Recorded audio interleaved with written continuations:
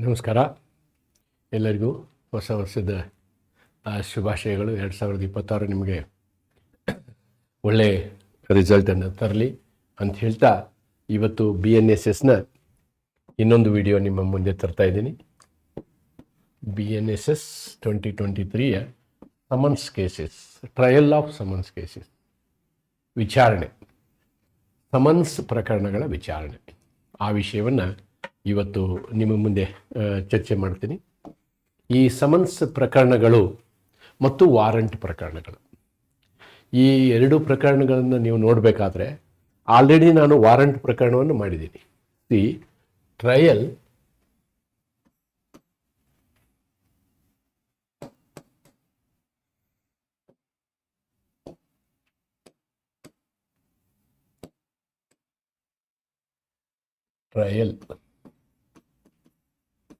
has to be done in a classified way. First, the trial is approached on two parameters. One parameter is summons case. Another parameter is the warrant case.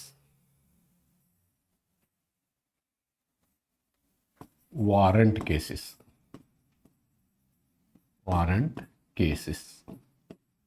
Normally where the punishment is more than 2 years. ಅವಕ್ಕೆಲ್ಲವಕ್ಕೂ ನಾವೇನಂತೀವಿ? Warrant case ಅಂತೀವಿ. and that we have to refer to schedule 1 for this. Similarly, summons case.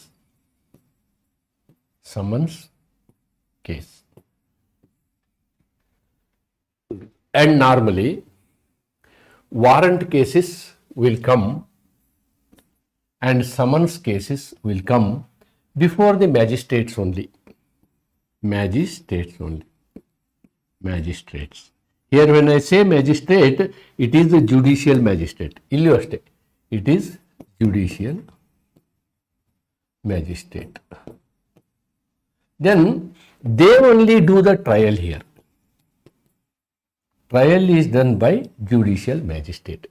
ನೋಡಿ, summons ಪ್ರಕರಣದಲ್ಲಿ ಪ್ರಕರಣ ಬರೋದು magistrate ಮುಂದೆ, trial ಮಾಡೋದು ಮ್ಯಾಜಿಸ್ಟ್ರೇಟ್ರೆ.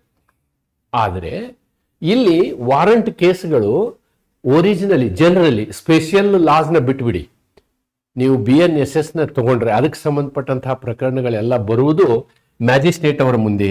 ಆದರೆ ಇಲ್ಲಿ ಮ್ಯಾಜಿಸ್ಟ್ರೇಟ್ ಅವರು ಏನು ಮಾಡಬೇಕಾಗತ್ತೆ ಅಂತಂದರೆ, ಆ ಕೇಸು ತಮ್ಮ ಪರಿಮಿತಿಯಲ್ಲಿ ಬರ್ತದ ಅಂದರೆ this is again classified into 2 category. One is the case will be committed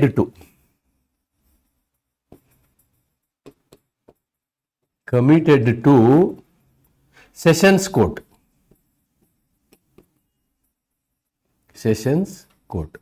or the case tried by them only, by magistrate only. ಇಲ್ಲೂ ಅಷ್ಟೇ, tried by magistrate only. First ಈ ಬೇಸಿಕ್ ಐಡಿಯಾ ಇರಬೇಕು ನಿಮಗೆ. ಒಂದು ಟ್ರಯಲ್ನ ನೋಡುವಂತಹ ಸಂದರ್ಭದಲ್ಲಿ ಪ್ರಕರಣಗಳನ್ನು 2 ಕ್ಲಾಸ್ ಆಗಿ ಮಾಡ್ತೀವಿ ನಾವು. ಒಂದನ್ನು ಸಮನ್ಸ್ ಪ್ರಕರಣ ಅಂತ ಹೇಳ್ತೀವಿ, ಇನ್ನೊಂದನ್ನು ವಾರಂಟ್ ಪ್ರಕರಣ ಅಂತ ಹೇಳ್ತೀವಿ. ವಾರಂಟ್ ಪ್ರಕರಣ ಆಗಲಿ ಸಮನ್ಸ್ ಪ್ರಕರಣ ಆಗಲಿ BNSಗೆ ಸಂಬಂಧಪಟ್ಟಂತ, ನಾಟ್ BNSಗೆ ಸಂಬಂಧಪಟ್ಟಂತಹ ಪ್ರಕರಣಗಳಿದಾವಲ್ಲ, ಇವು ನಾರ್ಮಲಿ ಒರಿಜಿನಲಿ ಮ್ಯಾಜಿಸ್ಟ್ರೇಟ್ ಮುಂದೆ ಬರ್ತವೆ. ಮ್ಯಾಜಿಸ್ಟ್ರೇಟ್ ಅವರು ಆ ಪ್ರಕರಣವನ್ನು ನೋಡಿದಾಗ ಅಪರಾಧದ ತೀವ್ರತೆಯನ್ನು ನೋಡ್ತಾರೆ. ತೀವ್ರಗತಿಯ ಅಪರಾಧಗಳು, ಘನಘೋರ ಅಪರಾಧಗಳಿದಾವಲ್ಲ, ಮರ್ಡರು, ರೇಪು, ಅಂತಹ ಅಪರಾಧಗಳನ್ನು ಅವ್ರೇನು ಮಾಡ್ತಾರೆ? ಸೆಷನ್ಸ್ ಕೋರ್ಟಿಗೆ ಕಳಿಸ್ತಾರೆ. That is committing to sessions court. ಉಳಿದ ಅಪರಾಧಗಳ ಟ್ರಯಲ್ ಅನ್ನು ಅವರೇ ಮಾಡ್ತಾರೆ. Yesterday we have seen all this part I have just discussed in my previous video. This discussion I have done, and today I am doing this discussion. ಅತಿ ಗಂಭೀರ ಪ್ರಕರಣಗಳು, ಇದಕ್ಕೆ ನಾವು ಇನ್ನೊಂದು ಹೆಸರು ಏನು ಹೇಳ್ಬೋದು ಅಂದ್ರೆ ಗಂಭೀರ ಪ್ರಕರಣಗಳು. ಇದು ಸಾಮಾನ್ಯ ಪ್ರಕರಣಗಳು ಅಥವಾ ಗಂಭೀರವಲ್ಲದ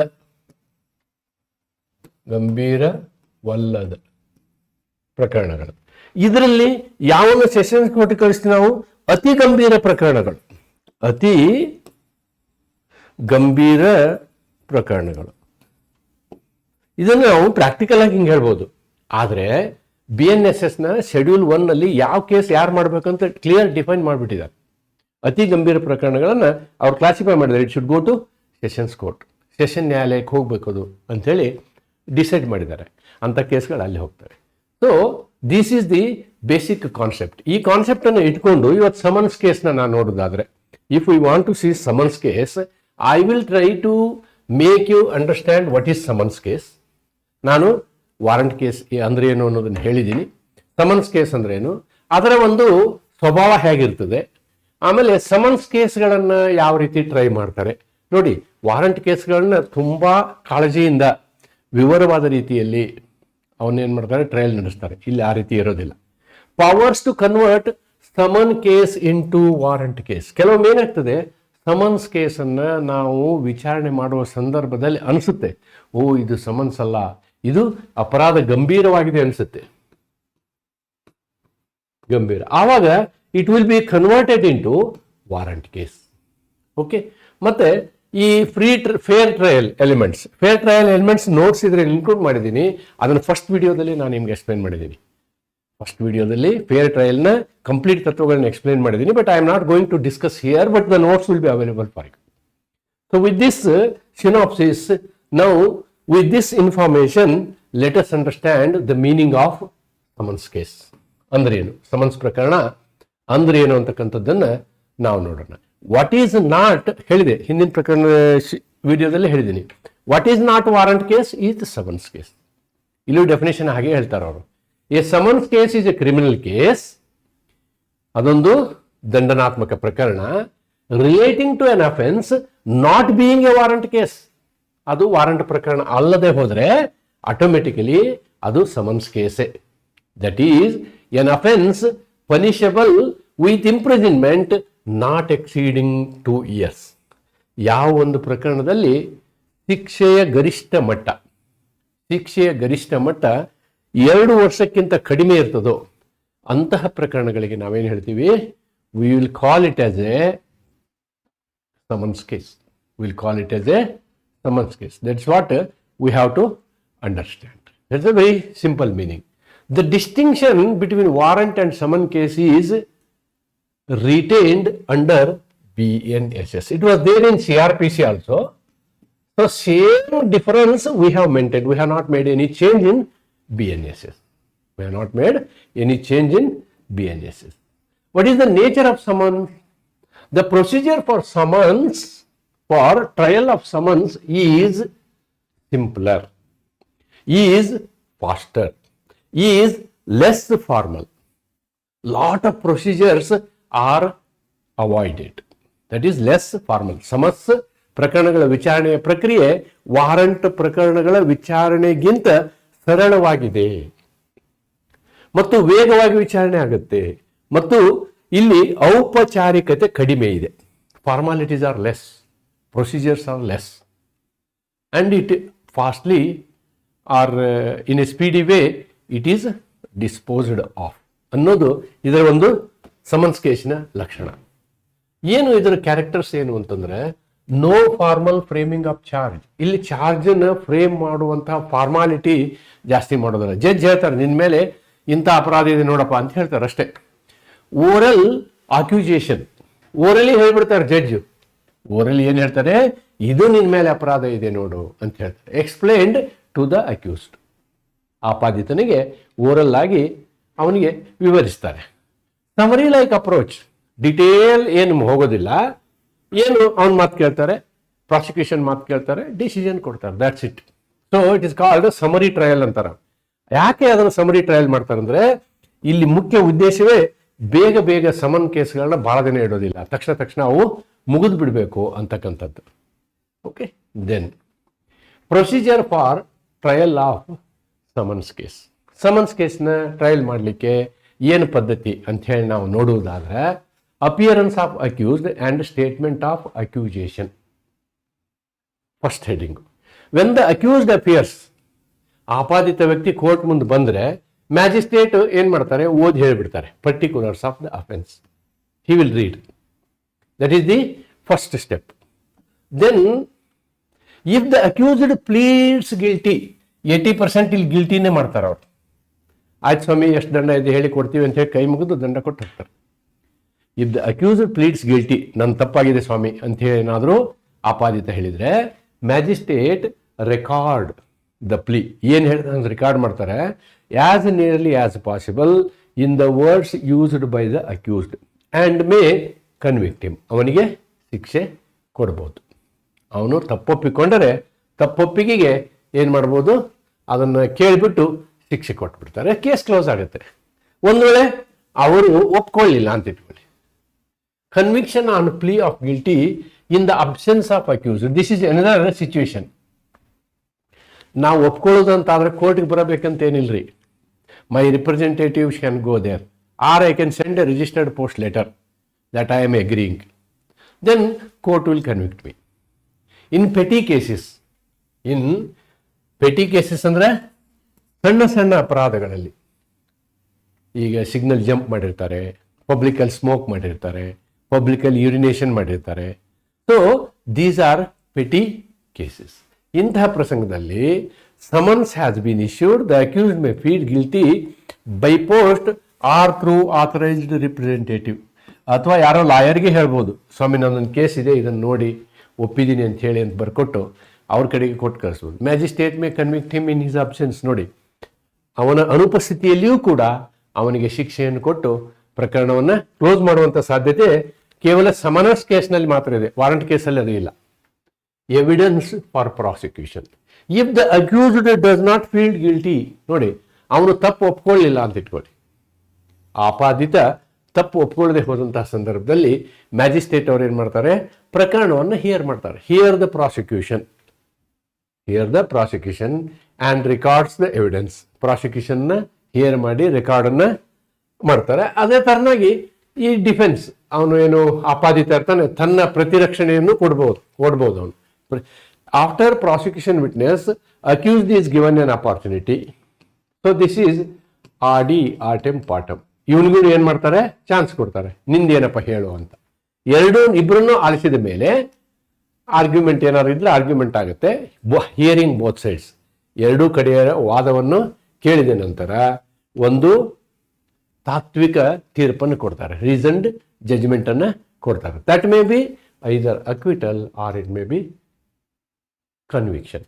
ಅವನ್ನ ದೋಷ ಮುಕ್ತ ಮಾಡ್ಬೋದು ಅಥವಾ ಶಿಕ್ಷೆ ಕೊಡ್ಬೋದು, ಎರಡೂ ಸಾಧ್ಯತೆ ಇದೆ. ಬಿಡುಗಡೆ ಮಾಡ್ಬೋದು, ಅಕ್ವಿಟಲ್ ಅಂತಂದರೆ ಬಿಡುಗಡೆನೂ ಮಾಡ್ಬೋದು ಅಥವಾ ಶಿಕ್ಷೆನೂ ಕೊಡ್ಬೋದು. That is the possibility. And power to convert summons case into warrant case.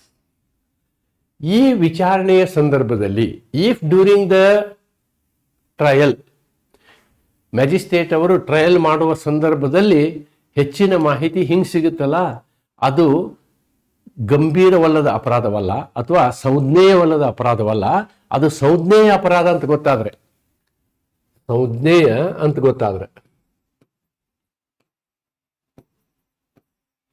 ಸಂಜ್ಞೇಯ ಅಥವಾ ಗಂಭೀರ, ಸಂಜ್ಞೇಯ ಅಥವಾ ಇದಕ್ಕೆ ಗಂಭೀರನೋ ಅಂತಾರೆ, ಅಪರಾಧ ಅಂತ ಗೊತ್ತಾದರೆ, the case deserved more serious procedure.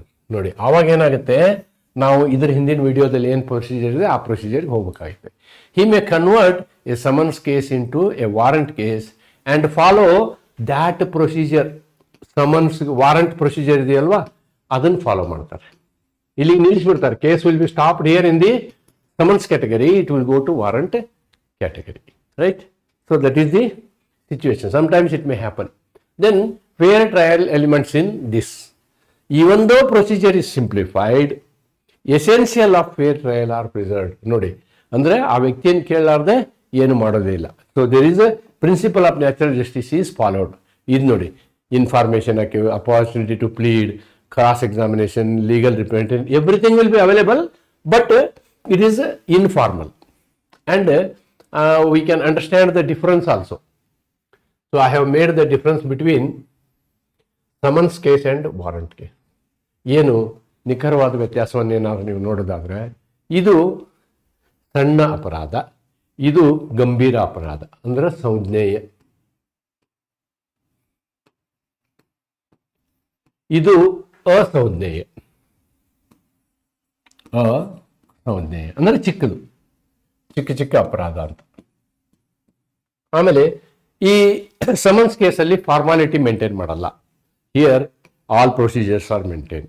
ಇದು ಸರಳವಾಗಿರ್ತದೆ, ಬೇಗ ಜಡ್ಜ್ಮೆಂಟ್ ಬರ್ತದೆ. ಇದು ವಿವರವಾಗಿ ಚರ್ಚೆ ಆಗುತ್ತದೆ, ವಿವರವಾಗಿ. ಇಲ್ಲಿ ಬೇಗನೆ ಮುಗೀತದೆ. This is speedy justice, this is detailed scrutiny. ಯಾಕೆಂದ್ರೆ ಆ ವ್ಯಕ್ತಿಗೆ 2 ವರ್ಷಕ್ಕಿಂತ ಮೇಲೆ ಶಿಕ್ಷೆ ಕೊಡ್ತೀವಲ್ಲ ನಾವು, ಅದಕ್ಕೆ ವಿವರವಾದ ತನಿಖೆಯಿಂದ, ವಿವರವಾದ ವಿಚಾರಣೆ,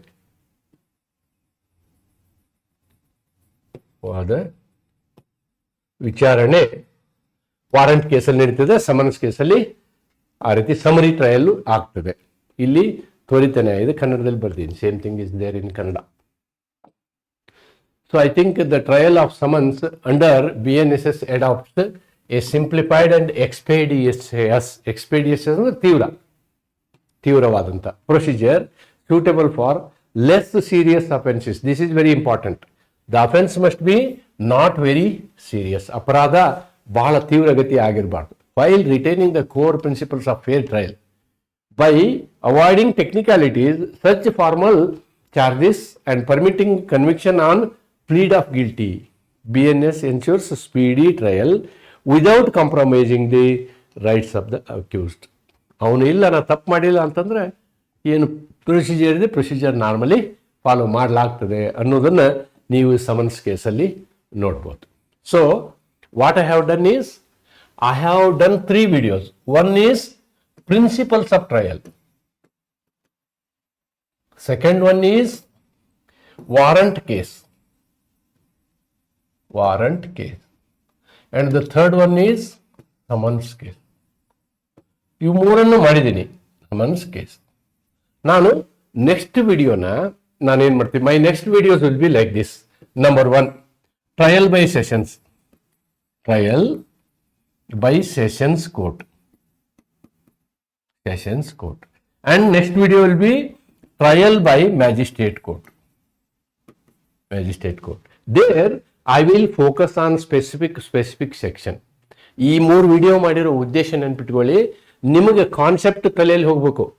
ಅಂದ್ರೆ ಈ ಕ್ರಿಮಿನಲ್ ಜ್ಯೂರಿಸ್ಪ್ರುಡೆನ್ಸ್ನಲ್ಲಿ ಯಾವ ರೀತಿಯ ತನಿಖೆಗಳು ನಡೀತವೆ ಅಂತಕ್ಕಂಥದ್ದು. ತನಿಖೆಯ ವಿಷಯಕ್ಕೆ ಬಂದ್ರೆ ಇಲ್ಲಿ 3 ಕ್ಯಾಟಗರಿ ಮಾಡ್ಬೋದು. ಒಂದು trial by sessions court, trial by magistrate, both in case of warrant. Third one is trial by magistrate only in case of summons. Normally JMSC will do these cases. JMSC is nothing but second class judicial magistrate. Second class normally ಏನು ಮಾಡ್ತಾರೆ, summons ಕೇಸ್ನ ನೋಡ್ತಾರೆ. JMFC ಅವರು warrant ಕೇಸನ್ನು ನೋಡ್ಬೋದು, summons ಕೇಸನ್ನು ನೋಡ್ಬೋದು. ಆದರೆ ಅತಿ ಗಂಭೀರ ಅಪರಾಧ ಇದ್ರೆ JMFCನೂ ನೋಡಲ್ಲ, it will go to sessions court ಅನ್ನೋದನ್ನು ನಾವು ನೆನ್ಪಿಟ್ಕೊಳ್ಬೇಕು. ಈ ಮುಂದಿನ ವಿಡಿಯೋದೊಂದಿಗೆ ನಿಮ್ಮ ಮುಂದೆ ಬರ್ತೀನಿ. ಆಮೇಲೆ ಒಂದು ಸಲಹೆ, I have got a suggestion. Some friend has sent me problems on BNSS. Definitely after doing some of the videos on trial, I will complete trial videos. After trial videos, I will solve all the problems of previous year question papers in detail. That is what I am going to do very, very shortly on BNSS ಅಂತ ಹೇಳ್ತಾ ಇವತ್ತಿನ ಈ ವಿಡಿಯೋನ ಇಲ್ಲಿಗೆ ಮುಕ್ತಾಯ ಮಾಡ್ತೀನಿ. ನಮಸ್ಕಾರ.